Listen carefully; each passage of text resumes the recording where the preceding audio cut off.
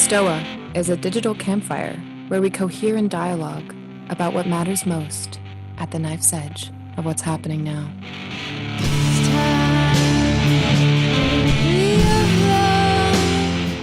Welcome to the Stoa, everyone. Special edition of The Bridge. You thought it was done, but we're back. I was texting with Evan about the GameStop situation, and I think he gave me 50. I saw on my phone was 15 notifications, and so I was like, "Dang, this is pretty good." And I always wanted to have at the Stoa, someone said in the chat, situational assessment. I always wanted to have sort of like a meta-modern news channel. So something's happening in the world that is hot, relevant. We want to know what's up, coming at it from a multitude of different perspectives that aren't corrupted by various incentive structures. So I suggested to Evan to come to the Stoa, have a special bridge edition in that spirit, to discuss his thoughts on the situation that is happening right now, and have a conversation about it, sense make on what's happening. So how today's going to work, we're scheduled for 2 hours, but you can come and go anytime you like. Evan's going to share his thoughts, and then we're going to do Q&A, and then we'll pivot to a breakout room and have a discussion. So I think I've covered everything. That being said, Evan, thank you for coming to the Stoa today, and it is yours, my friend.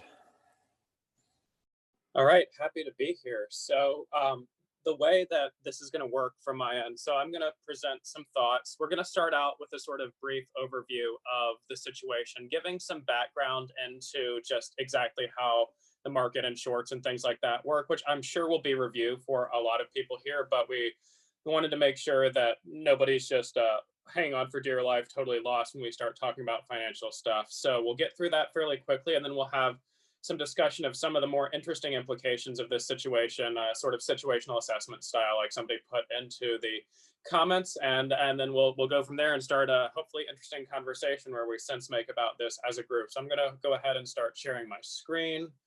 And we'll see how that works.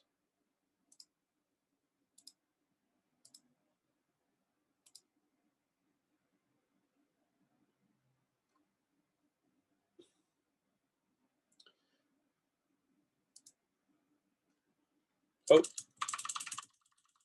wasn't it the first slide? Sorry about that. So here we go. So special edition of The Bridge, from stopping one game to starting another. GameStop, self-organizing collective intelligences is the acronym SOCI and power. So I put a little note here that I'm not a financial advisor. Don't take any of this stuff as financial advice. I have no current stake in GameStop or any other stocks mentioned. So this week was pretty crazy. So apparently a bunch of Redditors almost just bankrupted a few hedge funds. All the finance types are screaming bloody murder of one sort or another. Wait, AOC and Ted Cruz agree about something? That can't be right. And all of this involves the stock of, GameStop, the place in the mall, the one with used PlayStations and anime merch, the one that ate ThinkGeek? Yeah, that one, right? So what the heck is just happening here? So I think a bit of background is necessary. We need to understand a few things about how markets work. What are shares anyway? What is the float? How do people invest in markets in the simplest case? And whether other sort of financial instruments and moves are relevant here, primarily shorting. So we'll go through this relatively quickly just to get some background on the situation. So what is a share anyway? So I'm a company. I want to raise money to do some stuff, and I don't want to take on debt per se to do so. So owners of the company sell part ownership in that company to others or to the public. And each little piece of the company is called a share. So this entitles the owner a proportional claim in terms of how many shares they own to the company's profits. So shareholders can get dividends, portions of the profit made by the company paid out to their shareholders, and in the company's governance. So shareholders can vote on major decisions. So this is a really old and effective social technology. The first publicly traded company was the VOC, or the Dutch East India Company, which was listed publicly on a stock exchange in the early 1600s. And as a note, float here refers to the total of all of the shares that are accessible to the public for purchase or trading of a given company. This may not be the same as the total number of shares issued, like in the example where shares are issued to early employees before a company is taken public, or you could also look at situations where a company might be listed in an index like the S&P 500 or the Dow Jones. So index funds will be required to own a certain number of shares of that company, and they're not generally going to be publicly traded very often. So some other basic market stuff. So if I think a company is going to do well, I can make money by buying shares of that company. So if the company makes more money over time, then either I will get some dividends, some profit in that form, or the price of the stock will go up and I can take profit by selling that stock to someone else. So I get to pocket the difference between the price I bought it for and the price it went up to, or sometimes both of those can happen. So if I want to make a bet that a company is worth more than its current share price, this is easy to make this bet. I just buy the stock and hold on to it. And now this move has limited downside risk, meaning I can't lose more money than the price of the stock when I bought it. And it has unlimited upside potential. There's no theoretical cap on the future value of a stock. Talk about people that bought Amazon in the really early phases and are rich as heck right now. So what if I think the company is going to do poorly? Well, as we've seen, it's pretty easy to bet that a company will do well. You just buy the stock. What if I want to bet that it's going to do poorly or fail entirely, go out of business? This is where shorting comes in. How does shorting actually work? There's no like anti-stock to buy, right? Well, I mean, sometimes there effectively is in the weird world we call derivatives, but that's not really necessary to go into for our purposes today. So let's take a look at simple shorting. So the basics of shorting a stock. I want to bet against a company. This means by definition, I don't want to own their stock since I predict it's going to become worth less over time. So I find somebody that owns that company's stock. I, in essence, sign a contract with them, allowing me to borrow the stock for either a specific duration or on an ongoing basis, in either case for some small fee. Since I believe that the stock is going to go down in value, I then sell this share immediately at the price that it's worth now. If I'm right, then I can buy the stock back later once the price has fallen and return that stock to the lender, since stocks are fungible, meaning each stock of a given company is identical to one another, the same way that each dollar bill, one's not worth more than another. So whatever the price difference is between when I borrowed the stock and then the price when I bought it back in order to return it minus the fee is my profit. So we'll take a look at an example of a successful short. I think that XYZ Corporation is going to go down the drain. They're overvalued at their current value of, say, $100 a share. I locate somebody who's holding XYZ stock and I borrow a share for, say, a fee of $5. I now sell the stock for $100. I wait some time and now I notice that XYZ shares are worth $75. So I buy the stock back now. This is called covering the short. I give the stock back to the lender. Cool, I've now made $20 in profit. I sold it for 100, bought it back for 75 and had to pay a $5 fee. Yay, I just made free money. Cool. So what about when shorting goes wrong? So I think that the same corporation is going to go down the drain. They're overvalued at $100 a share. I locate somebody holding the stock and borrow a share for $5. So far, it's the same. I sell the stock for $100. I wait some time, but oh wait, now I was wrong about this bet. The shares are now worth $200. And the lender wants his stock back because he wants to sell it and take profit. So now I have to buy a share for $200. I give the stock back to the lender and I've lost $105 because I sold it for 100, had to buy it back for 200, had to pay the $5 fee. Boo, this is no good. So this leads to a phenomenon that you'll see happening called squeezing the shorts, which is directly relevant to this GameStop saga of the past month or so. So sometimes people notice when a bunch of investors are shorting a company. So they decide they want these bets to fail, or they want the company to succeed, or they just think the shorts are wrong, or they just want to see the world burn. So they decide to squeeze the shorts. This basically means they buy up as much of the stock as possible. This squeezes the shorts because this buying of stock makes the stock price rise because of supply and demand. The shorts still have to give back a borrowed stock. So now the shorts have to buy it back at a higher price, potentially making the short a loss.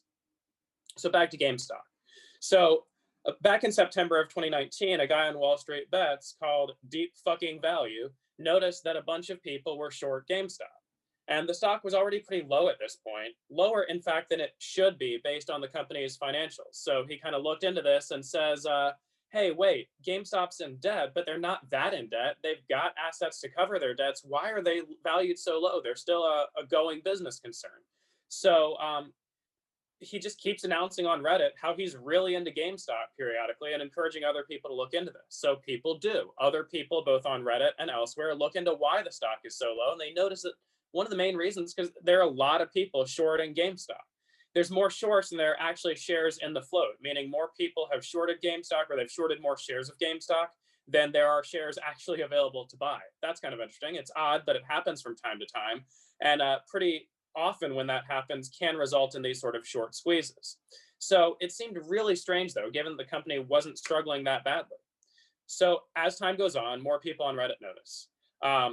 They realize that with such a massive number of shorts on GameStop, this is an extraordinarily good opportunity to either make money going long or squeeze the shorts. And the shorts here are mainly these nasty hedge funds. So we want to squeeze them into bankruptcy as some sort of payback for all of the financial manipulations that they have done over the years, or just because YOLO. So they do. WallStreetBets is a pretty crazy place.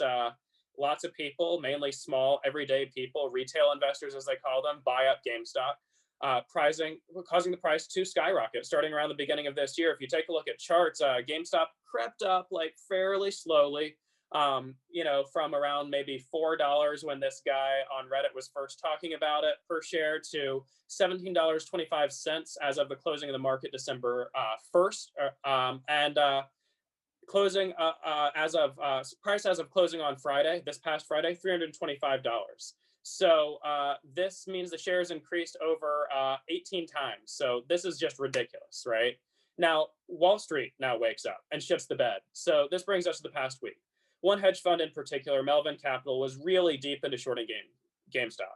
They took probably over $1 billion of losses in this past week alone, and they were only saved from some form of bankruptcy by a big infusion of cash from other big financial players, including Citadel and Point72. Interesting point here, Citadel handles most of the trades from Robinhood, the popular retail smartphone stock trading app. So there's a bit of interesting angles on, say, potential chicanery or collusion, since Citadel was one of the ones that had an interest in Melvin not failing, and they also have a financial relationship with Robinhood. But most of those sort of conspiracist theories seem to be overblown because there are requirements for brokerages in terms of they have to cover the potential losses for trades. And since the volatility of GameStop was so high, the way that they shut down trading was the last parts of the week was a pretty bad look publicly, but was more likely due to requirements imposed by the SEC, the Securities and Exchange Commission, rather than any sort of insider manipulation by their financial partners like Citadel and so on. Yeah, collateral requirements, etc. So the total short position losses on GameStop are something more than $5 billion total year to date. And the Wall Street types are pissed because this is supposed to happen to the little guys and not to them. So that's kind of the story up until now in a nutshell. So remind me why I care. Okay, so the reason we might care about this in the sort of sense-making sense is WallStreetBets seems to be an emerging example of what Jordan Hall has called self-organizing collective intelligences. So other self-organizing collective intelligences that Jordan's mentioned in articles include Bitcoin and QAnon. So self-organizing collective intelligences seem to be some of the most likely candidate agents of systemic change or societal transition. So shit's gonna get weird. One framing here is that self-organizing collective intelligences are quite old. We could view the market as a resource allocator. This is a decent example of an old self-organizing collective intelligence. In probably some senses, it's older than or as old as what we think of as civilization, as opposed to societies. And it's pretty much been hollowed out, parasitized, or colonized such that it no longer performs its original function very well, which is to say efficient resource allocation for productive ends. And also, you could also view a democratic Republican governance structure. That could be thought of as a self-organizing collective intelligence. And again, seems to, in most cases, already be pretty hollowed out, no longer fit for purpose. So I'm going to just go out on a limb here and say that these old school self-organizing collective intelligences are probably what Sam Oberja calls dead players. So his definition of a dead player is a person or group of people that is working off of a script that's incapable of doing new things. So things like this WallStreetBets phenomenon point to the emergence of new live player self-organizing collective intelligences. So these new collective intelligences are probably live players. Sam Oberja defines that as a live player as a person or a well-coordinated group of people that is able to do things that they have not done before. So Reddit hives have not really busted up Wall Street financially before recently. You could say this has been prefigured in the activity surrounding WallStreetBets helping Tesla hammer their shorts, but it's less surprising because Tesla is more of a going concern than GameStop. The fundamentals are a little bit different, but either way, it's a pretty new phenomenon. You could also say that QAnon and some of the overlapping collectives with QAnon were able to organize a storming and occupation of the US Capitol. This hasn't happened at all since the 1930s and at scale since 1814. Not exactly something that online collectives have done before. Huh? And then Bitcoin has launched a viable alternative store of value, alternative to traditional fiat currency. And this is a libertarian dream for decades, but only recently actualized. All of these are examples of new things that weren't done before. So let's talk about baby self-organizing collective intelligences, baby humans, and the terror of what is to come. So just like baby humans, human self-organizing collective intelligences are neotenous. They are born unfinished and have to learn at a furious rate to survive. And to be clear, I think all of these self-organizing collective intelligences that we've been discussing, Jordan Hall's original QAnon, Bitcoin, and now things like WallStreetBets are still in their infant phase. Their sense making is just beginning to sort of boot up and be able to deal with the real world. So what's going to happen when they reach the level of cognitive development that may be, by analogy, associated with adolescents or, God forbid, adults? Well, I like to call this global weirding, and we thought cyberpunk was fiction. Huh, okay. So there's some interesting tectonic shifts in power that we seem to be going through, and they don't seem to be noticed popularly to the degree that I think they should be. So let's take a historical example here. Monarchy was dead or dying in Europe well before the American Revolution. And traditional history class in high school, you get taught that things like the American Revolution kicked off a series of other revolutions around Europe that led to the sort of end of monarchy. Well, not quite. Power had already been effectively transferred to what we call now the capitalist class due to the monarchy becoming so indebted themselves to the merchants and bankers to fund the early European wars of religion in the period of, say, 1500 through the late 1600s. Those who noticed at the time this tectonic shift in the power landscape before it was the conventional wisdom were enriched and empowered by this noticing. And a similar thing happened with the effect of the Industrial Revolution on warfare. So it was kind of obvious to people that were really paying attention around the time of the American Civil War what profound effects in the Industrial Revolution, things like the assembly line, the whole industrial infrastructure was going to have on the conduct of warfare. But most established power structures didn't notice this until the aftermath of World War I. And those established power structures or people who did notice early, they pretty much ended up running the world for most of the 20th century. So that's quite interesting as a sort of historical precedent. So I think we're in the middle of what I would call a transition to a heavily multipolar, self-organizing collective intelligence ecology. Traditionally speaking, the two self-organizing collective intelligences which have had by far the most power and influence have been, in the modern era, the government and the market. And as we've kind of noticed now, both are mostly dead players. They're not able to do anything that they haven't done before. They're running off old scripts. And so it's unlikely that they will revive, become undead in time to prevent this transition to a multi-niche ecosystem as opposed to a two-niche ecosystem. Noticing this phase transition in the self-organizing collective intelligence ecological landscape is not universal, and it might be a huge leverage point for game B or systemic change type efforts. Aside from self-organizing collective intelligence, what other concepts might be relevant here? Well, I promise some of you there would be egregors. So what is an egregor? It's a term from Western occultism, originally derived from a term meaning watchers, which refers to distinct non-physical entities that arise from a collective. Historically, these are often angelic or demonic beings, or you could think of the gods in the sense that Neil Gaiman talks of them in American Gods. So the terms of egregores has been reused lately to describe vast forces in the sort of rationalist and post-rationalist diaspora, such as Scott Alexander's usage of the word Moloch, or Sarah Constantine's Ra.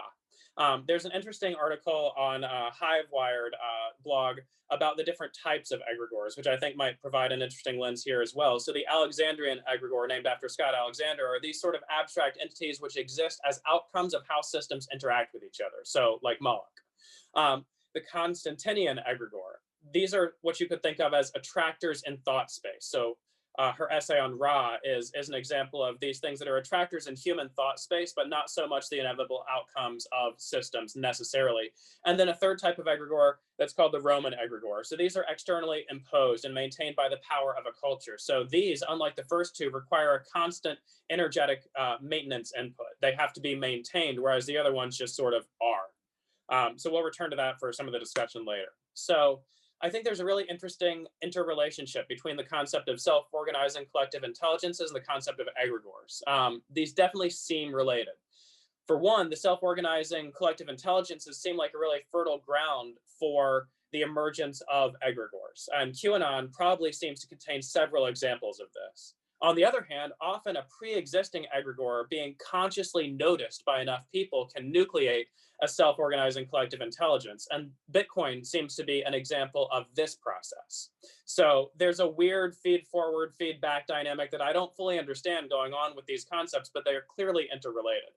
Egregors are emerging, I think, across a lot of different areas. You could say the new age and the post-rationalist or rationalist diaspora. Weird that they'd agree on something like this, but the utility of egregors as a way of modeling abstractions when dealing with systems made of humans is becoming clear, I think. So just as, Eliezer Yudkowsky uses this example in the rationalist canon of the sequences on less wrong, you don't analyze a jumbo jet as a collection of subatomic particles in order to gain any particularly useful insight.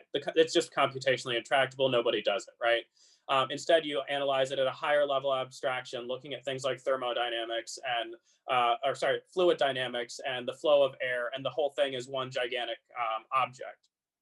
Well, you probably need something like the egregor concept to model human collective behavior, and especially the attractors in thought space that pull human collective behavior in certain directions. You probably need something like this egregor concept in order to do this modeling in a useful way. And so it's no surprise that it's cropping up and being sort of excavated from the, archaeology of occultism and occult thought in so many different circles these days.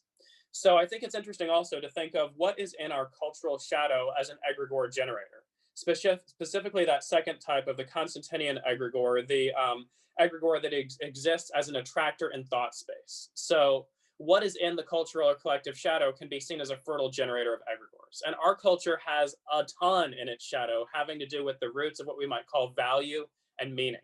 So these shadowed areas can be seen as attractors in thought space where the official line of our culture doesn't make sense or is obviously complete. Something doesn't add up. Well, that's obviously going to be some sort of attractor in human thought space. And so these attractors give rise to egregors pretty much by default, specifically those sort of Constantinian egregors, which are caused by or nucleated around attractors in thought space. So you can see a lot of conspiracist ideation in this light. Also, you can see this as the origin or something that influences the formation of a lot of collective intelligences. You can think of this as the sort of evolution of people, say, in the 60s and 70s that would talk about the system or the man. This is a sort of like dimly felt egregor that's going on. And some of the further evolutions that we've seen recently seem to be us feeling out the territory a little bit more than just talking about the system or the man. So I think especially these shadow originated egregors as attractors or generators for self-organized collective intelligence is a really interesting lens to take on this phenomenon. So again, the shadowed aspects of value and meaning created an attractor in thought space. This attractor generated egregors, which resulted in things like Bitcoin as self-organizing collective intelligence.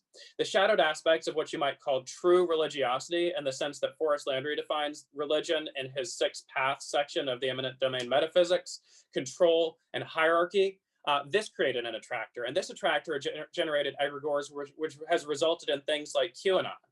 There's been a lot of ink spilled lately about the similarities between QAnon and various religious movements, millenarian religious movements, and so on. And I think this has to do, again, with the sort of hollowing out of meaning and value structures that have to do with what used to be occupied by what you might call true religiosity, and also the shadow of control and hierarchy, culturally speaking. So these sorts of things can combine and mutate like egregors. One of the really interesting parts of this sort of framing of things is that they are viewed as distinct and somehow independent entities of the humans whose minds they are like held in or generated in. And so they can, of course, mutate and combine and have intercourse with each other and create things like the strange attractor that we see of WallStreetBets and this weird crusade against financial institutions that seems to be originating there.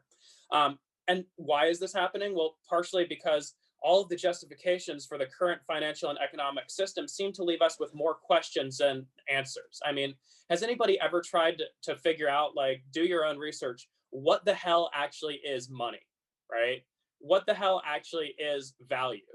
It gets into weird territories where you start reading bizarre things written by occultists pretty fast if you actually try to go down and like hit the bedrock truth of that matter. It's a sort of projected thought form, a collective hallucination or shared dream, maybe something like that. So situations like that where the official answers are unsatisfying and incomplete create really fertile ground for egregores and the potential for new forms of self-organizing collective intelligence. So tech, communication, and the uptick in self-organizing collective intelligence evolution. So my theory is that the primary limiting factor on the emergence of new self-organizing collective intelligences has been the ability to find and coordinate among people who see the same egregores. Modern tech, specifically the internet, smartphones, other instantaneous or near instantaneous communications tech, has removed these limits to an appreciable degree, and especially the ubiquity of decent encryption has really made it so that people can feel relatively safe talking about crazy ass theories like egregores. So a lot of the current freaking out from the power structures that you see about tech and speech, and you see this across the left and the right politically, whatever's going on here is completely transcendent to or orthogonal to the normal left-right political axes. Again, see Ted Cruz and AOC agreeing about stuff here. This is just getting weird, man. So this could be considered essentially religious in nature, right? So you could view it as a battle over which gods, aka egregores, we ought to be worshiping as a society. And specifically, I see the battleground as having to do with the worship of egregores or the instantiation of egregores surrounding concepts like authority, value, freedom, and money. And so this latest, spectacle of WallStreetBets and GameStop and this whole thing could be viewed as a sort of a skirmish in the territory having to do with the egregores of value, authority, freedom, and money.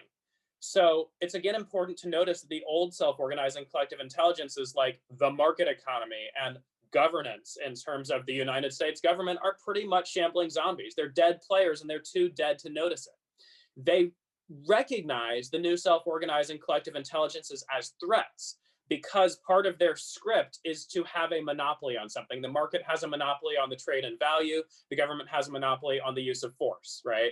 But since they're dead players, they respond via the same old scripts of suppression and repression, using, in the case of the market, legal means, and using in the case of the government, violent means, more or less. So these new self-organizing collective intelligence are so far the ones which we have seen out operating on the open anyway, too young and experienced to be very effective. But, and this is why this is so interesting that it seemed worth doing a session on, this seems to be changing, especially depending on the outcomes over longer timescales. Bitcoin and WallStreetBets might be the first exceptions. I'm going to have to say that for me, I think that WallStreetBets seems more likely to be an exception because Bitcoin doesn't seem to have any good defense mechanisms against colonization by the traditional financial actors, right? So, you've got Bitcoin futures, Bitcoin hedge funds.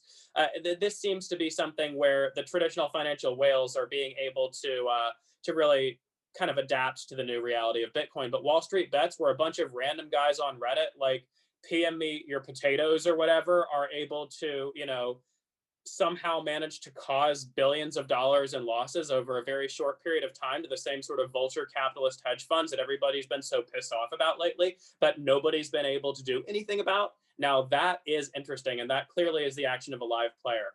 I also want to point out that the speed of the OODA loop, so the observe, orient, decide, and act loop that Boyd made famous, this could be viewed as a really interesting way to look at why these old players are dead players, because the speed of the old institutions of their OODA loop is way too slow to survive long-term in a networked world. So the OODA loop has something to do with a concept, and this was linked pretty nicely by Venkat Rao in his book Tempo.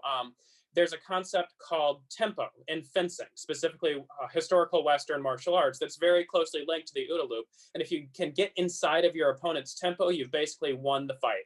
Well, the getting inside of the decision loop, getting inside of the tempo, all of these concepts, I mean, by the time that the government is done regulating Bitcoin, there will be like 20 or 30 generations of newer versions of that and crazy mutations of that, along with ML and AI and distributed computing and all the kind of crazy stuff that, I mean, look at how long it takes them to pass a stimulus bill. There's no way that the currently existing institutional structures can react fast enough to the rate of change in the networked world.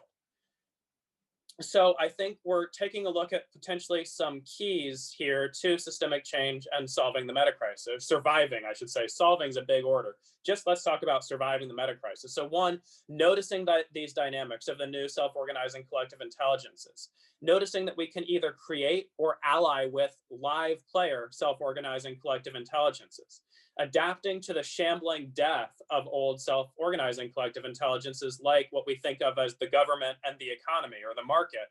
I'm a big fan here of bioregionalism or dependency localization. So trying to make sure that your needs are taken care of in a way that's compatible with your local environment in a long-term sustainable way. Look into things like permaculture, localizing dependencies. How far away does your food need to get shipped in from? What do you do if the power gets cut off? All that kind of thing. Being conscious of ontological design considerations. So that's part of what we've implicitly been talking about so far today, is the fact that any ontology has dead zones, cultural shadow, parts of the territory that are not mapped. And here there be egregors. Here there be opportunities for the nucleation of disruptive self-organizing collective intelligence. I think it's also interesting to explore the concept of these self-organizing collective intelligences developing organizational metas through collective psychotech. There's big opportunities here for different self-organizing collective intelligences to really level up their sense-making and choice-making through the development of collective metas through some of these nascent social psychotechs. I mean, Bitcoin has pretty conspicuously failed to do this here because of how long it takes transactions to settle and how expensive the transaction fees are. So Bitcoin was originally viewed as a currency for both trade and a store of value. And now it doesn't really make sense as a trading currency, more just a store of value currency because it's so expensive in real dollar terms to actually have a transaction executed on Bitcoin. So this is where I'm going to say, let's jump into discussion, Q&A. This is all a very sort of live matter, and my sense making here is just all over the place. So I'm really interested to do this this collective intelligence thing, the sense making thing here with everyone, and see where we can take this, because there's a lot of interesting stuff to talk about. All right, I'm going to stop your. First of all, I'm going to quite enjoy when someone watches this. They can see an excellent 101 on the situation, and then it's like, you know, we're not in Kansas anymore talking about egregors and all this crazy shit. So start throwing your questions in the chat. I'll call you and mute yourself. We'll go for maybe 30, 40 minutes, and we'll go in breakout rooms. So I'll warm you up with some questions, Evan. Sort of like a response to these self-organizing collective intelligence that threaten the current power structure or empire, you know, that like Blue Church tries to defend. Maybe two strategies that Blue Church might employ.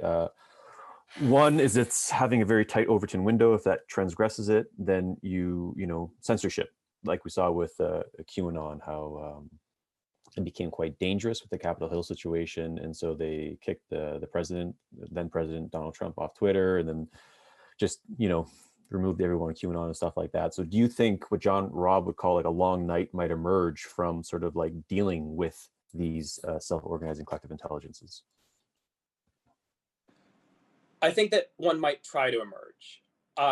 Now, that being said, I'm kind of skeptical about the effectiveness of censorship in the modern age. It could go either way, but, you know, we like to talk about forcing functions in these spaces, right? And right now, the main reason most people don't, I think, engage seriously with things like distributed file hosting, IPFS or Freenet, things like real encryption, like GPG, not just, you know, an app for that. These sorts of censorship-resistant technologies, IPFS, yeah. So why don't people deal with this? Because there's a certain barrier to entry, and right now we're not really meaningfully being censored. At least most of us aren't. And even the people that got kicked off of Twitter, they can go to Gab, they can go to any of these other spaces, you know, Parlay or whatever, and they can still have communication between like-minded people. If the censorship ever gets super intense, where all of these people are kicked off of all platforms, and I think you're going to see a pretty rapid surge in interest in some of these more open source technologies that really, I mean, there's not a lot to stop you from doing this. You use VPNs, you use Tor. You can use, what Pat Ryan likes to call noise defense. If you have an internet connection, you can just be spamming out streams between servers of encrypted random noise, so that it's very hard to do metadata analysis and find when you're actually doing something. There's all these sorts of options there. So I'm skeptical as to how effective censorship is going to be without literally bringing out jackbooted thugs. And I'm skeptical of how long a party that literally brings out jackbooted thugs in a major way is going to remain in power. So I see the dark night as being possible, but the long dark night seems unlikely to me. And I hope I'm right about that one, but who knows? The other defense mechanism, first, I really like that shadow originated egregor concept, how that creates a self-organizing collective intelligence. That was really cool. So one like egregor, like the woke egregor, that originally kind of it manifested a few places, Tumblr being one of them. You can make the argument that the Blue Church co-opted it to a degree, and some people call this like woke neoliberalism or whatever. And BJ Campbell writes about this as well. There's just sort of this nebulous woke thing existing that is being weaponized by the Blue Church in such a way to shut people up. And there was various situations or examples you could point to this. So do you think that could be at play in the future? Yeah, but not a major player. At least that's my read on the situation. And I just want to be clear here. I could be totally wrong about all this stuff. I probably am, in fact, right? This is all sort of like speculative live sense making. So don't take this as gospel. But as far as that goes, I see the woke sort of egregore as losing steam rather than gaining it currently. And what I mean by this is that there already seems to be the people that tend to be thought leaders in whatever spaces seem to be disentangling the sort of valid critiques of structural power dynamics made from the woke camp, from the sort of totalizing meta-narrative of the woke camp, right? And so yes, the woke camp makes some very valid criticisms of existing power structures, but I see those as being the ones that are gaining mimetic currency and traction, and the sort of totalizing meta-narrative by which cancel culture operates as losing steam. And I think this is the trend that we're seeing, because I've seen a lot more people in recent months or years as sort of refugees from woke culture than as new adherents to it. And people who are in a sort of meta-modern way taking up the valid critiques made by the woke egregore, if you will, while not being subject to it as a monotheistic God, if you will. There's this sort of egregoric polytheism that you see in spaces like the Stoa and other sort of meta-modern or integral inflected spaces that I think is a pretty effective defense mechanism against those sort of totalizing meta-narratives. And the benefits of that are pretty obvious, and I think are spreading, hopefully.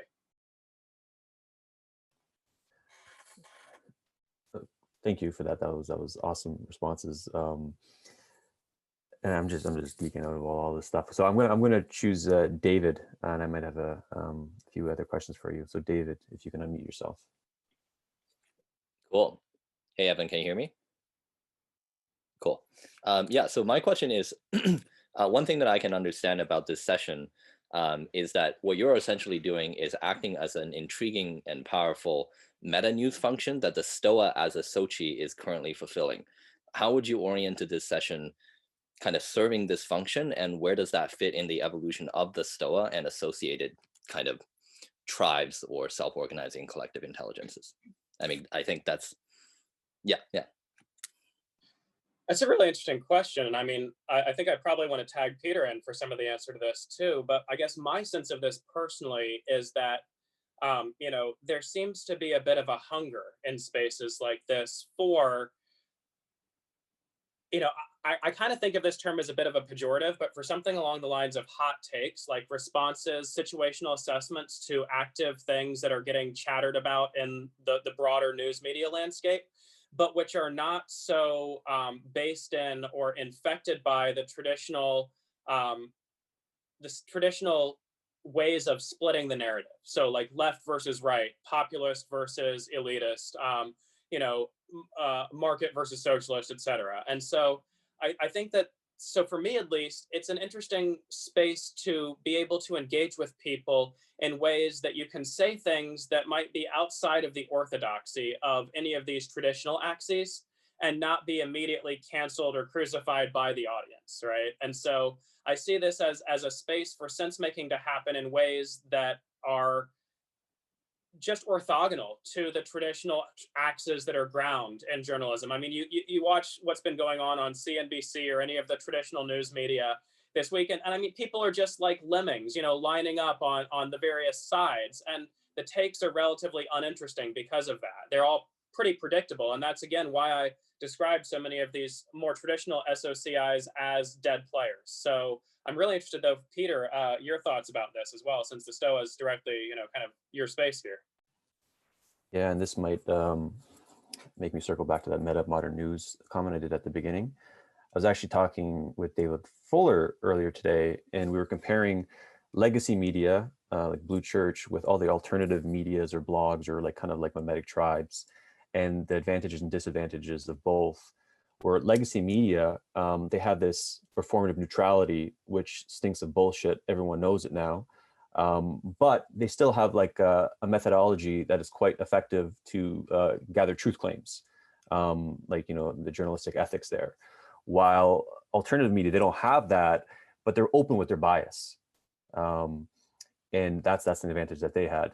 And I think there is a hunger for when people who are not sold, they're uncertain. And then there's a longing just to kind of be uncertain in the open, to have sort of that meta modern perspective where you can see all the biases at play and then sense make together. And I think the Stoa and other adjacent spaces are trying to serve that fill that void really. And just to kind of tag along that last bit there, Peter, I think the uncertainty aspect here is crucial. This is one thing that I like in general about the spaces like the Stoa adjacent spaces, is that uncertainty about what's happening and a sort of appreciation for emergence and complexity is a sort of shared value. And so it's okay to come on the Stoa and say, this thing's going on, it's really interesting, here's a take on it, and I could totally be wrong. This is all just crazy, man, right? And to be sort of open and doing your sense making in public, so to speak. I mean, that's part of, I think, what the value proposition of something like the Consilience Project is, speaking of aligned efforts, where you can say, we're not going to be unbiased. We're not certain about this stuff. We're not a sort of blue church authority with this position of epistemic certainty, because that's part of the whole vibe or the whole, style of most news media, whether it's left or right or alternative or traditional, is a sense that I am telling the masses what's up. And I'm not trying to do that here. And I think that's something that's valuable about the Stoa in general, is it's as much a bottom-up collective sense-making aspect as it is a top-down epistemic authority aspect that goes on here. And that's something that I think there's a real hunger for and that provides real value to people. Cool, thank you. And not necessarily a follow-up question, but more just a pondering comment of something like, I caught something like the usage of wording of the word hunger from both Evan and Peter here, and just wondering in what ways might that hunger be an egregor that we can understand better as well. I do have some thoughts on that. I mean, hunger maps on pretty nicely to, a word that Peter uses a lot in the journals and in this space is thumos, right? Which in Greek means like a deep longing, hunger, longing, this sort of powerful urge from the gut, the core, not an intellectual thing so much, I think is part of how we as beings sense into these culturally shadowed spaces of meaning. It's part of our sort of way of noticing when something doesn't add up, is when we feel this deep hunger or longing or thumos towards meaning or value that doesn't seem to be present in the environment that we're in. And I think that we've been encouraged as a culture to ignore that for a really long time. And so spaces like the Stoa are encouraging us instead to embrace that thumos, that longing, that hunger. And I think that is one of the main things that differentiates this space from many other alternative media spaces. Yeah. And thanks for that question, David. I thought that was quite well put. And I was just not researching, I was just like Googling and watching YouTube videos on Thumos. So what I do on Friday nights. And one of these quotes that I came by, I wrote it down. It's the unreflected striving towards what is noble. And I was like, fuck yeah, that's Thumos right there. The unreflected striving towards what is noble. All right, so let's go to the next question. Christy, if you can unmute yourself.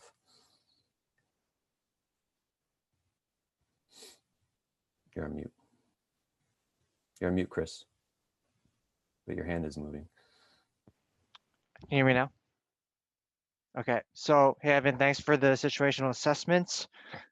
My question has to do with tech platforms. We saw actions taken by Robinhood and TD Ameritrade to control trading, and then we also saw crackdown by big tech platforms, and we can look at the Jim Rudd example. And I'm thinking that there is this sort of developing attractor for truly open and decentralized platforms. How can people who consider themselves heterodox thinkers think about considering decentralized spaces? Thank you. Well, I do think, and I sort of alluded to this earlier, talking about various things like IPFS or Tor, or VPNs, real encryption, not just some app product that claims to encrypt things for you. The barrier to entry with these things is not that the technologies don't exist. It's that there hasn't been a great reason that most people would care to use them, given the additional fiddly work of figuring them out.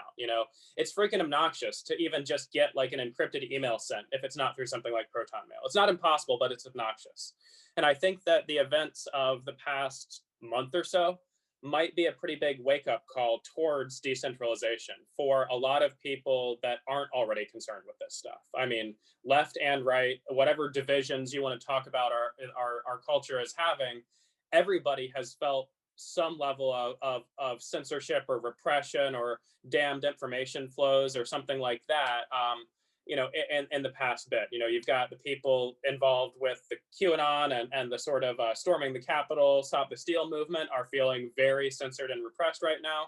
And then you've got people from the totally opposite side of the political spectrum that were caught up in this whole WallStreetBets thing that loved the sort of left populist, stick it to the hedge fundies angle. And there was, some censorship or repression there. Now, again, like I mentioned, there's some explanations for why trading was halted on certain platforms that has less to do with an explicit act of censorship and more to do with the sort of requirements that are imposed by the SEC on brokerages. But that's just, you can look at that as a meta level up, and that the entire structure of SEC regulation right now is essentially designed to protect the interests of the big players, to allow them to continue to extract value out of the economy through increasing financialization. I mean, if you look at the way that income inequality or worse than that, wealth inequality, right? Forget income inequality. That's basically a red herring. Look at wealth inequality and look at all of the major recessions and bailouts that have happened over the past 20 years or so, starting with the dot-com bubble, then 2008, then coronavirus. And oh, wait, normal people end up getting screwed. And the people that were already rich end up, look at the hundreds of billions of underwriting fees, right? That the big banks got as a result of the PPP, the Paycheck Protection Program in the US, right? Because these loans are made by the Fed, but somebody's got to underwrite. Oh, wait, who's doing that? It's Goldman Sachs. It's the usual players, right? And so the dynamics of these systems are becoming more and more obvious because, you got a whole population on lockdown with nothing better to do than get on WallStreetBets and play the stock market like a video game. And they've got a tiny little bit of skin in the game now, right? And it's important that regular people do have skin in the game. And now that we do have skin in the game, we're noticing the ways in which the system is sort of stacked against us. And collectively, we're noticing that we need to become less vulnerable to top-down hierarchical intervention by the powers that be if we want to not continue to get bent over and screwed by them. And I think that this is a sort of a potential great awakening to the importance of self-organizing collective intelligences in general and decentralization in particular, because our little nascent self-organizing collective intelligences are still at the point where they could be shut down by the top-down movement if that was really something that the top-down could wake up and want to do. And so we have a sort of period where some decentralization seems to be increasingly important in terms of our being able to do our own ontological design, create our own structures of value and meaning, and operate in ways that feel more human. Like what Peter was just talking about this sort of deep longing for real virtue, real value, this non-reflexive longing. I mean, you have to really sort of set up a whole hall of smoke and mirrors to buy into the value propositions being sold top down in our culture. And more people are appreciating that and investigating what you might call ontological design or self-organizing collectives of ontological designers trying to create a more authentic future. And I think that this is going to result in a major push towards decentralization in the near future. And like I always start ranting about in the comments of Stoa sessions at about this point, seriously, guys, if you're at all a techie, look into ham radio, look into packet radio mesh networks, look into ways to create networks that aren't controlled by the fucking fiber companies, because that's probably going to be important in the next 10 years. Any follow-up question, Chris? Nope.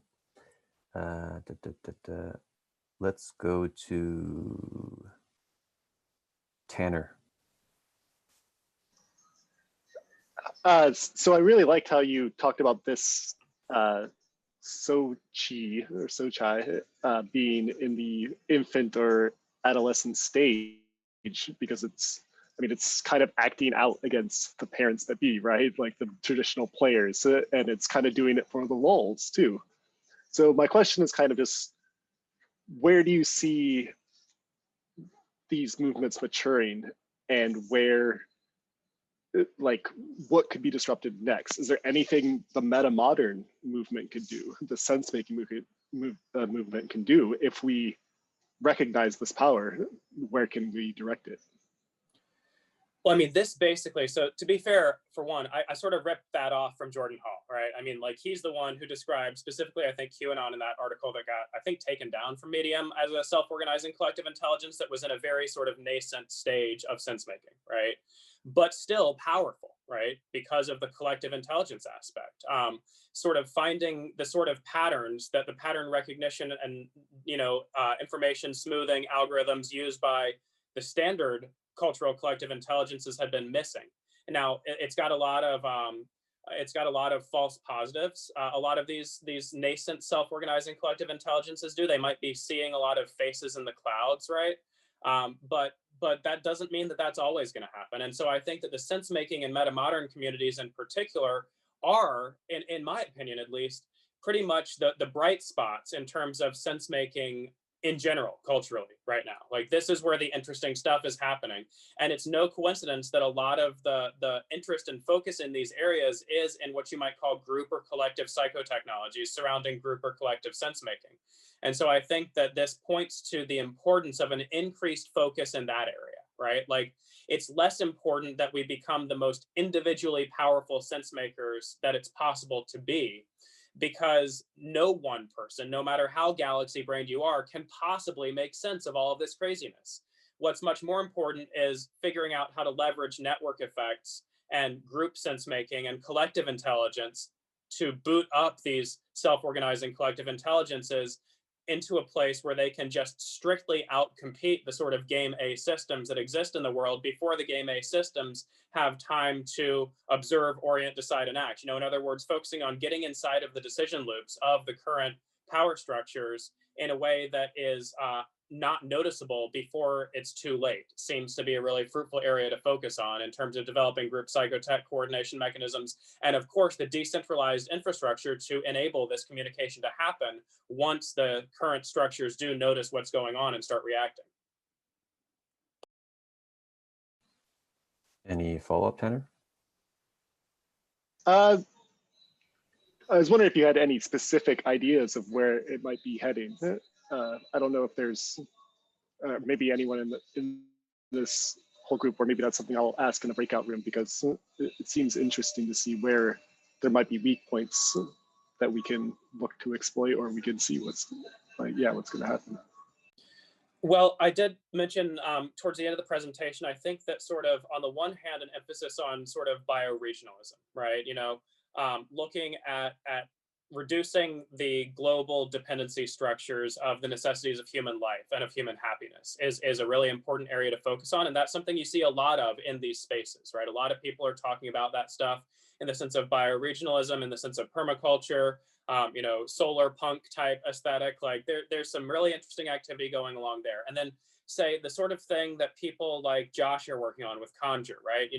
Looking at leveraging the next generation of web technologies to create decentralized ways of sense making and meaning making that aren't subject to, on the one hand, the sort of centralized corporate control. Like Zoom is owned by a private company with shady incentive structures, and they could shut us all down in a second, right? We don't want that. We want open source, we want decentralized, and also we want to leverage things like the spatial web, the augmented and virtual reality space, to be able to take advantage of all of the built-in signal processing that we have in terms of processing body language and facial expressions and 3D positioning of humans in space. There's a lot of signal in that, probably more signal than there is in just the little Zoom box plus the audio carrier wave. And if we can figure out how to leverage that for group sense making in a decentralized way that can't be shut down by targeting a single company or a single individual, then that to me seems, again, really fruitful. And like I've mentioned in answer to, I think, one of the previous questions, or maybe it was this question, it all blurs together, is really thinking about, like, if you look at a map of the internet, it looks like this wonderful decentralized web. Yeah, but then look at a map of submarine cables, right? It's actually, there's quite a few important choke points that can be acted on by nation state level actors to cut entire continents off from high-speed internet. Now, I'm encouraged by things like Elon Musk's Starlink initiative, decently priced, high-speed, satellite-based broadband. That's a good start. But also, I really do think that having a sort of backup decentralized network of peer-to-peer mesh packet radio operating in the unlicensed or amateur licensed spectrum is something that should be seriously investigated by more people than I hear talking about it. So that's definitely an area I try to focus on. Like, I'm moving into a new place where I'll finally have some space to play with this. And the first thing I'm going to do is start setting up antennas and playing around with software-defined radio. And I encourage other techies to do the same. Awesome. Thank you, Tim. That's perfect. Thanks for the response. So, Evan, we're at the top of the hour. Do you feel called to take a few more questions, or should we do breakout rooms now? I haven't been following the chat particularly closely. So if there's a couple questions you think are really juicy, maybe we could do those and then go into breakout rooms. All right. We'll do one or two more. Since Josh was just mentioned, Josh Field, how about you ask your question? Let me just find it for a sec, sorry.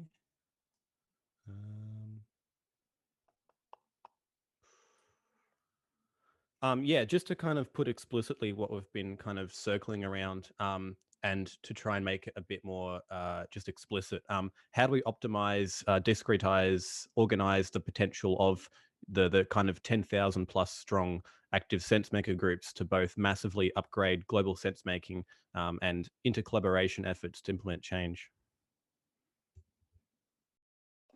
Yeah, so I think that bringing our sense making into the realm of the economic is probably crucial here. Like, when you look at some of the previous phase transitions that I talked about in the presentation of, say, the transition from centralized power and monarchies and hereditary aristocracies into the power in the sort of banking and financial and mercantile sector. When you look at the transition of power in the military space from who can field the biggest armies to who has the best tech, right? We're right now sort of in the space where the people who saw those changes happening were, but we need to act on that. And this means developing resources that we can then allocate to each other, right? So I've talked in previous sessions about the importance of using some sort of biomimicry type models. I like to view the model of cells, multicellular organisms, and the importance of semi-permeable membranes, right? So I think an important set of moves is to create spaces of people vaguely in this scene that have these sort of semi-permeable membranes such that the inner workings are relatively opaque to people outside of those collectives, but the inner workings are quite clear to the people within those collectives that can begin to aggregate some of the negentropy available in the system, right? You could think of this as money, or it doesn't have to be money, just anything that can be operationalized as economic power or value, right? and so to think quite explicitly about how to do this, right? You know, a lot of us, myself included, are working fairly traditional game A style jobs and are essentially like rate limited with respect to our ability to contribute to collective sense making because of that external dependency, right? So thinking about how to move dependencies from the external into the internal of these sort of semi-permeable membranes, and how to obfuscate the inner workings of these membranes so they can't just be mined by the intelligence organs of the traditional power structures. That seems to be like the most important thing to create that doesn't actually exist right now. Any follow-up, Josh? Let me see if I can figure out how to say this. It feels like this actually requires the full stack of the regen villages. So, you know, we can actually have our physical needs taken care of, living in community, to actually have this be a kind of global endeavor. Can you point to anything that we can start doing right now as individuals that actually build solutions, you know, either tech solutions or like sense making solutions that has wider implications to the world and not just kind of contained in our ecosystems? Yeah, I mean, this is one reason I'm so excited by the idea of, say, the discussions surrounding ontological design that are happening in the Stoa and adjacent spaces. Because when we talk about as individuals, and this goes back to many of the themes that the Bridge series explored, right?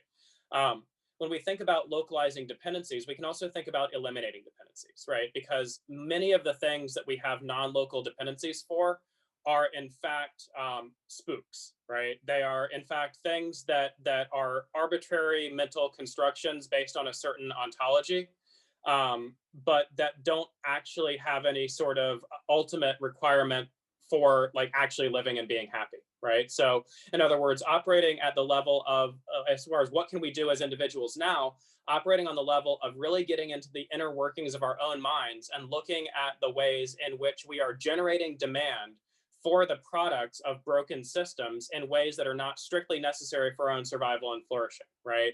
And we can do this through meditative processes. We can do this through dialogos processes. We can do this through contemplative processes that are more verbal.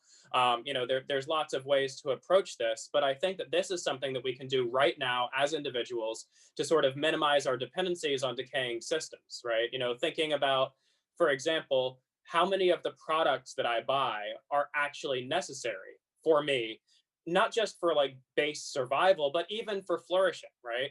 How much of that is because of inherited frames that I got from society that are telling me what I need to be happy, versus how much of that can I create from my own intuition, my own insight, my own thumos, my own community.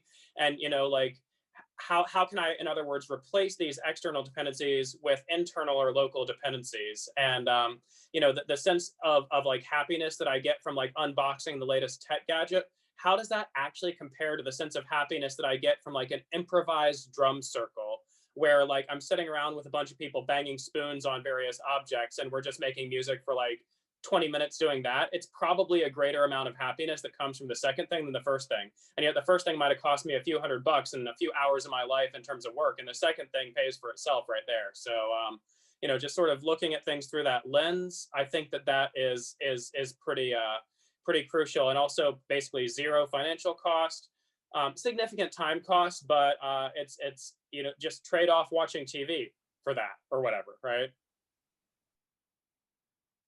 All right. Thanks, Josh. We'll sneak in one more question. Klaus, you had a question, which I'll copy and paste below, about the elites joining the collective intelligence. Yeah, thanks. Yeah, I don't know if it's wishful thinking, but I'm wondering what would happen to the process if some people from the elite side would join like the collective intelligence side, like looking at tweets from Elon Musk. I don't know. There's like, I have a feeling like, I just wonder what would happen if there would be something like that. I mean, he would have the wealth to drive some stock prices up, I assume, and it would probably also be in his interest actually to quicken that change. And I Yeah, wonder if you have anything to say to that. I think that's actually a really interesting point, and I'm glad you brought it up. I sometimes forget to go into that because I myself personally am at some distance from the economic elites. So in terms of my own sphere of action, it seems relatively limited for that. But there are many people in these sense-making and game B and meta-modern scenes that are far fewer degrees of separation from the true elites. And I think that, you know, there's been a variety of discussions I've been having with various people in, say, the visionary art scene surrounding the idea of patronage, right? When you look at the Renaissance, right, a lot of that was funded by instigating a sort of competition, a sort of aesthetic competition among the previously existing power and economic elites to have the best art, basically, right? And this provided huge cash infusions for what was the historical equivalent of sort of the meta-modern scene at the time, right? These Renaissance men and women. And so to the extent that that's an available option, I see that as a great option. Like trying to identify elites that are primed to be interested in this stuff and start dialogue with them and get them interested in directing resources towards this sort of thing, I think is something that probably has low probability of success, but has huge upside if it works. And I think it probably would work in certain circumstances. So yeah, cultivating elites that already have a sort of meta-modern aesthetic to be more explicitly a part of this sort of project or this sort of scene definitely seems like something worth exploring, though also a double-edged sword, because, you know, even the elites that do have some interest in this area, and I'm not going to name names because some of this is a result of private conversations, but I do know some people that do interact with, say, billionaire scale economic elites. And there's always a sort of fallback position where people will say, yeah, all that sounds great, but I'm more successful than you. So you shouldn't be telling me anything about what to do or how to make sense. And so once you start running into that dynamic, I think it's best to sort of like write that off, because it's not a pissing contest that one gets into productively. And so, you know, we could talk here about a little bit about what Peter loves to talk about seduce the culture, right? I think there's a certain cultural seduction which is probably necessary in order to get the elites involved. And again, this goes back to aesthetics. This goes back to the patronage model that was had in the Renaissance. And, you know, probably people that are much better artists than me are probably the right people to lead that effort. Any follow-up question? No, thanks. Yeah, lots of follow-up thoughts, but nothing like, yeah, thanks for answering. Cool. Maybe we'll sneak in another question. The person who coined seduce the culture, Raven, has a question. Raven, I don't know if you want to unmute yourself. Yeah, it actually piggybacks quite well. I think both on Josh's question and Klaus's question about this question of the elites or other types of powerful entities. And I know that you said that you feel like you're a few degrees of separation from the elites yourself, and therefore it doesn't feel like maybe that pragmatic to give us solutions about how to plan in this context, given that we don't have access to them. But I think just in terms of having situational awareness, even outside of the meta-modern group, I think that there are other groups. I would speak to the kind of apocalypse that the GOP and the conservatives are experiencing in a kind of post-Trump world. What are the elites who are looking to take this as an opportunity, who may be looking at the situation between these decentralized emergent structures, these emergent groups, and the dead player response by the current institutional powers as an opportunity for themselves to gain political and or economic power. And I'm particularly looking at the conservatives right now because obviously the elites in that group have a lot to gain from figuring out how to manipulate this dynamic between the population, the populace, and the current standing elites for their own benefit. So I don't know if you have any thoughts on that or any other groups. I mean, also there's like foreign interests who may be looking at this dynamic between the United States and the populist movements happening here and seeing an opportunity to involve themselves in some way or another. So where could we be looking in terms of the map at other groups that may also be seeing this as a beneficial opportunity to take advantage of? Yeah, a lot of thoughts come up there. I'm not sure I'll remember all of them, but so a few things that strike me as salient. It's interesting that we had Dugan on the Stoa because he gets most of this stuff and is operating in these spaces at a pretty high level. So when you talk about foreign interest groups, I think that, you know, looking at economic powers beyond the sort of American and European consensus is a really interesting thing to do. I mean, for one, like decentralized finance and so on, and especially like the sort of real encryption technologies and all this kind of stuff is really interesting when you look at, say, China and capital controls, and that seems like a really fruitful untapped source of power for some of this stuff. A lot of these people don't really have that much loyalty to their, you know, their fatherland or motherland, and are just interested in kind of getting out of that. Another example there, I think, is obviously the Russia one I just alluded to, and I think you're right on with looking at the sort of the right more broadly, and it definitely seems to have stronger populist, or I guess I would say the populists on the right seem to have had more success with actually engaging with the levers of power than the populists on the left has, and I think this is because of some structural issues with the left versus right dichotomy. That's probably going to be true most of the time. And yeah, looking at disaffected right elites, populist right elites might be a good power source for this sort of thing. But you also want to realize that communication is a two-way street. And, you know, when considering the sort of like bidirectional ideological infection that can happen, you don't want to turn into just another arm of the alt-right, I think. And that's a dangerous failure mode that I've seen certain people go down. You know, you take on certain values of your patrons, whether you consciously realize this or not. And so some level of selectivity in terms of like which elites to engage with is important. Now that's just my own personal biases, though. Maybe for other people, the right-wing populists resonate with their own personal value structure a lot more. And that, you know, I see this as an emerging evolutionary field. And a lot of evolution is going to take place in this field in a fairly compressed period of time. And I can see factions of the meta-modern aligned with the right-wing populists, for example, pulling off some major power moves in the near future in a way that would probably be strictly a net win for me, you know, and for what I care about too. So just because of my own personal like aesthetic or values disagreements with people doesn't mean that I don't consider them as possible allies, or that I would cry about their victory necessarily. But you know, so I and this is another reason I talked about the importance of sort of forming some decentralized but collectives with sort of semi-permeable membranes so that people can work with each other when their values are aligned, and also compete with each other when their values aren't. That's how evolution operates, right? And I don't think we're, you know, as non-rivalrous as we want a game B or a future systemic transition to be, you don't get to have evolution without having competition, right? That's the mechanism by which it operates.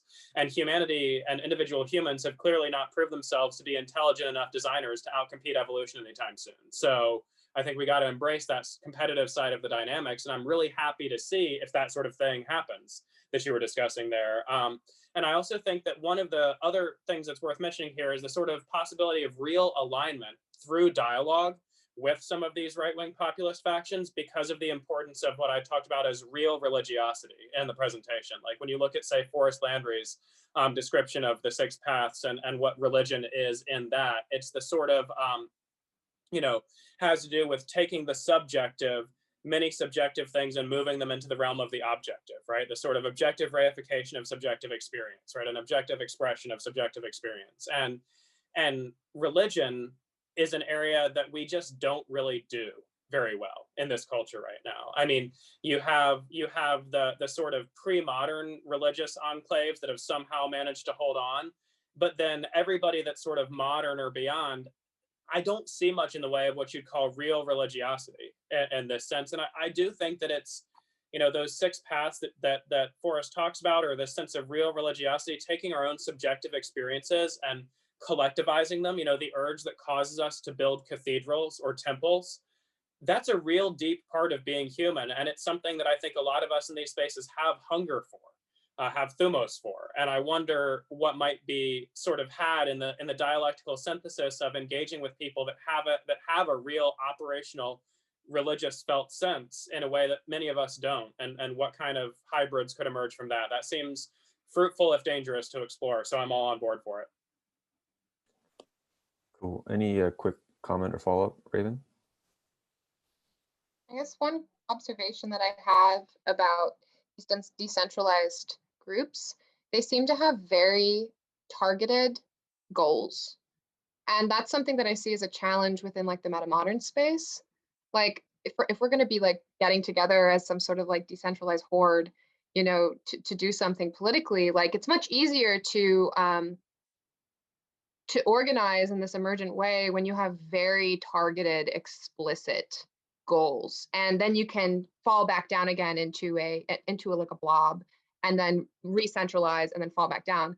And I see that there's like maybe too many values or too much that people want to do in these other more distributed sense making web. Do you have any thoughts on that? And like the tension between this type of organization and the kind of goals that we tend to have in this metamodern space? Yeah, I mean, you could view this as somewhat analogous to, say, Occupy Wall Street versus this WallStreetBets short squeeze, right? Occupy Wall Street had such a diversity of different people with different goals and different problems that, like, it was impossible to coordinate everybody into actual action other than, okay, we go and we yell a lot. And it didn't have much of an effect. It was a simple inconvenience, and it became too inconvenient. It was swept away by the powers that be, right? On the other hand, WallStreetBets sort of coalesced in a somewhat organic way around, hey, let's bend over these short sellers and screw them. And that's like a finite game that can be won, right? And so I view this as that's kind of what I was talking about when I talked about a sort of ecosystem of self-organizing collective intelligences. It doesn't make sense to me to try to coordinate the entire metamodern scene or the entire Game B adjacent community into some sort of political action.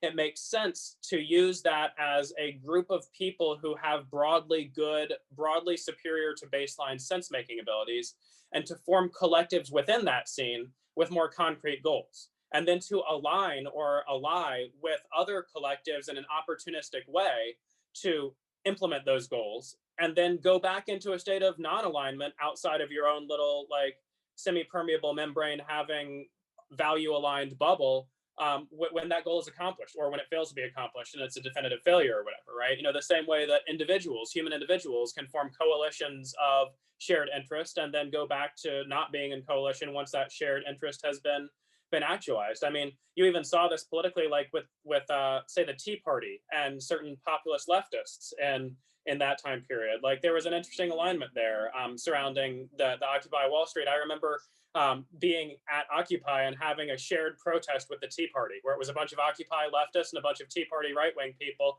protesting the same stuff. And it was, you know, an alliance of convenience, right? And so I think that in general, we get stuck in this sort of analysis paralysis when we think about how to try to align the entire metamodern scene or whatever for collective action. No, align the people that agree with you about what collective action should be done, take whatever that collective is, and then work hard on it, implementing it, and then succeed or fail and iterate that. That would be my sort of thought in that area. Yeah, that's good stuff. Okay, so we are going to pivot to a 30-minute group chat. What we're going to do, I'm going to turn off the recording right now.